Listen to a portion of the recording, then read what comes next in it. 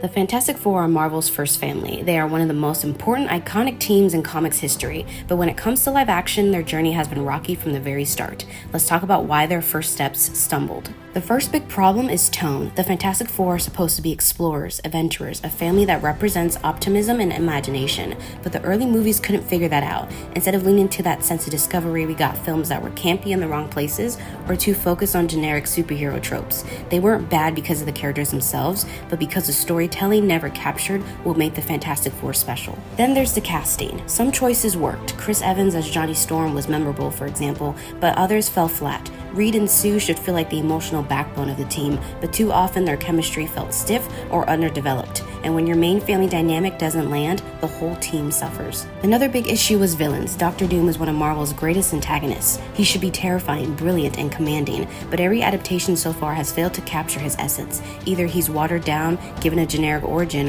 or sidelined when he should be the movie's driving force. If Doom doesn't work, the Fantastic Four struggle right alongside him. And then there's the 2015 reboot, which tried to go darker, more grounded, more serious. On paper, that sounds like a bold move, but in execution, it was a disaster. The movie spent so much time setting up science experiments in shadowy government labs that it forgot the fantastic. There was no wonder, no adventure, no sense of why these characters matter. Now, fast forward to 2025. Marvel Studios' Fantastic Four finally hit theaters this July, and while it's definitely a step forward compared to past attempts, it hasn't been the flawless home run fans were hoping for. The 60s-inspired aesthetic and cosmic vibe captured some of that Jack Kirby magic, and for once, the family dynamic felt stronger. But the film still stumbled at the box office, and not everyone is sold on this being the definitive version.